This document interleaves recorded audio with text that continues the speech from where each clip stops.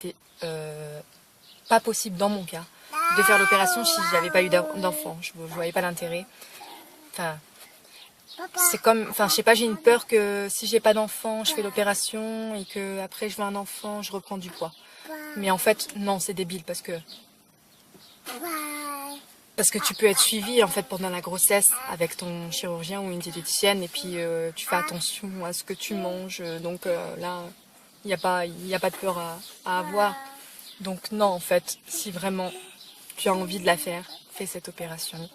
Ça va changer ta vie. Bon, après, je peux pas me permettre, comme certaines, de parler d'autres opérations alors que je l'ai pas subi moi-même. Donc, je ne parle que de la sleeve. Après, ce qui est anogastrique, bypass, etc., je connais pas le après. Je sais pas, je peux pas me permettre de juger. Voilà. Donc je pense qu'on a fait le point sur tout ça. Pour résumer, donc là le ramadan c'est terminé. Donc je peux aussi vous parler de mon expérience de slivé, on va dire ça, qui fait le ramadan pour la première fois en fait en tant que slivé. Et pour vous dire, j'ai vraiment pas changé. Pardon. J'ai vraiment pas senti de différence en fait par rapport aux autres années. Bon, il y a une petite frustration. Je disais tout à l'heure que je n'ai eu aucun sentiment de frustration. C'est un petit peu faux parce que en fait, à l'heure du phtor, enfin, je commence à manger et puis je sens très vite que mon estomac il se serre et je peux pas manger. Je peux pas manger la quantité que je voudrais manger, mais en fait, c'est parce que j'ai fait l'erreur de pas manger. Qu'est-ce que je raconte? Pardon. Donc j'ai fait l'erreur de pas manger doucement. Donc en fait, c'est important de manger doucement, d'écouter son estomac. Et en fait, le fait de pas boire aussi comme ça à la bouteille en mode glou glou glou glou, je bois toute la bouteille et tout, ça c'est un peu frustrant. En plus, c'était le ramadan, etc. C'était un peu frustrant, mais comme ça, quoi. En fait, c'est rien du tout. Mais pourquoi je peux pas boire cul sec, voilà, de l'eau? C'est parce que en fait, votre estomac aussi, il se remplit très vite. Donc, que ce soit avec de la nourriture ou de l'eau, il faut boire en petite quantité, doucement, et surtout, il faut pas boire pendant le repas, parce que sinon, vous allez remplir votre estomac que d'eau, et le temps que ça descende, du coup, il faudra attendre avant de manger. Donc, bref, vous allez perdre du temps, alors que vous avez faim, quoi. Donc, mangez doucement et buvez bien après ou bien avant, parce que si vous buvez après, juste après la fin du repas, vous pouvez en fait vomir. Donc c'est pas ce qu'on veut. Il faut surtout c'était le ramadan, donc il fallait avoir de l'énergie, il fallait manger. Donc du coup voilà, tout ce qui est nourriture, ça se passait comme ça. Donc c'était ça que je ressentais comme petite frustration. Mais pendant la journée, non, c'était une journée de jeûne comme les années précédentes. Il n'y avait aucun changement, aucun autre changement, aucune autre fatigue particulière à signaler, rien du tout. Donc voilà, n'ayez pas de crainte, n'ayez pas de peur. Votre vie n'en sera que meilleure, mais surtout changez bien vos habitudes alimentaires, parce que je vais vous raconter une anecdote, une petite expérience de ma vie, le jour où j'allais me faire opérer. Donc moi j'étais en chambre avec une personne, une fille, qui allait se faire opérer aussi. Et en fait, elle m'a raconté un petit peu son histoire, et elle m'a dit en fait que c'était sa deuxième sleeve. Donc vous comprenez en fait, hein, il n'y a pas de miracle. Vous ne faites pas opérer, vous avez perdu poids certes pendant un certain temps, mais après vous pouvez regrossir. L'estomac c'est un muscle. Si vous continuez à boire tout ce qui peut dilater l'estomac, donc je cite les boissons gazeuses, etc. Si vous grignotez, si vous mangez même en petite quantité, mais que du gras, il n'y a pas de surprise. Vous allez regrossir. Donc du coup ce qui s'est passé, elle s'était fait opérer en 2012. Ouais, en 2012. Et bien elle a subi une autre opération parce qu'elle a repris du poids. Donc ça faisait, je me suis fait opérer en 2015, ça faisait 3 ans. 3 ans plus tôt. Donc vous vous faites opérer, voilà, c'est une chance qu'on vous donne. Déjà l'opération ça fait peur, vous êtes endormi pendant presque 2 heures. mais pourquoi vous changez pas vos habitudes alimentaires? C'est quoi changer des habitudes alimentaires? C'est psychologique. Voilà, il faut faire un effort, il faut être suivi. J'insiste par la diététicienne, vraiment. Moi, j'ai eu ce suivi-là.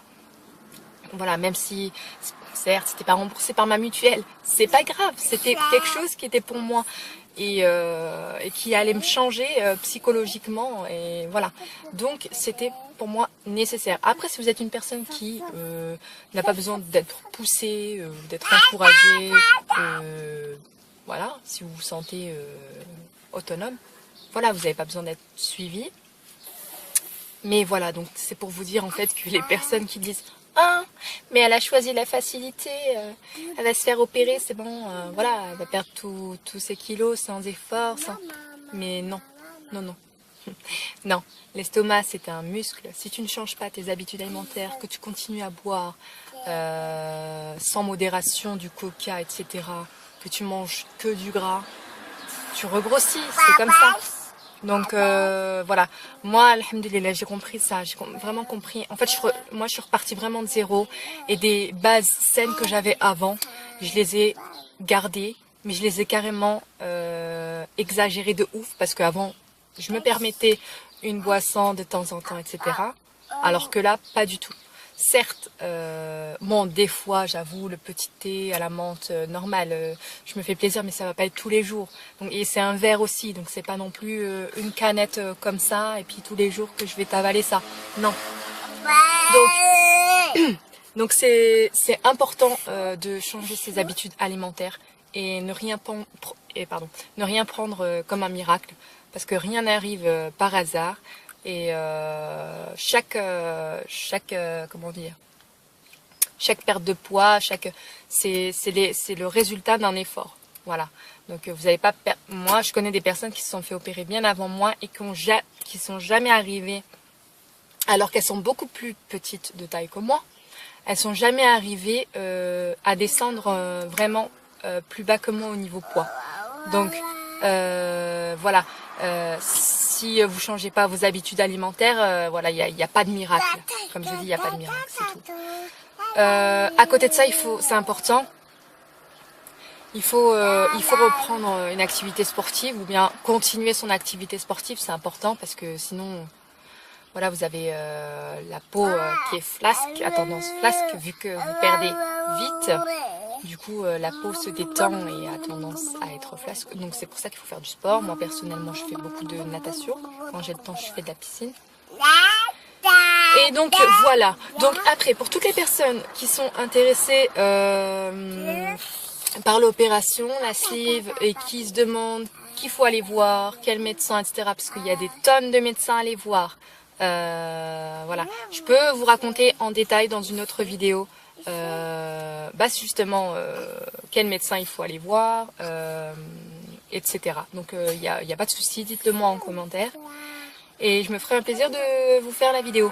Donc voilà, donc maintenant cette vidéo est terminée. J'espère que j'aurai répondu à toutes les personnes qui étaient intéressées de savoir comment j'ai maigri, parce que c'est vrai que je ne l'ai pas dit à tout le monde, en sachant que voilà, j'ai une vie privée certes, mais je sais en fait comment dire, je sais que ça peut influencer des personnes. Si je fais cette vidéo, c'est parce que uniquement que ça peut influencer des personnes qui étaient comme moi avant, en fait, obèses et en recherche de questions, en recherche de réponses, pardon.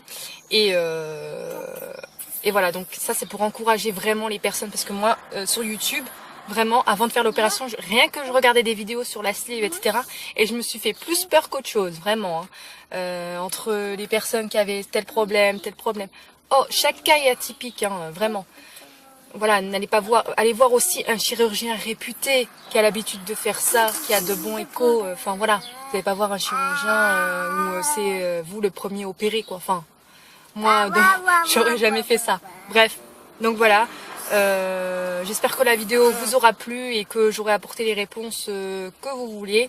Et voilà, n'oubliez pas de me dire en commentaire si jamais vous êtes intéressé pour une vidéo où j'explique tous les médecins qu'il faudrait aller voir, etc. avant l'opération. Donc voilà, je vous fais plein de bisous et je vous souhaite une bonne journée ou une bonne soirée. Ça dépend à l'heure à laquelle vous regardez la vidéo.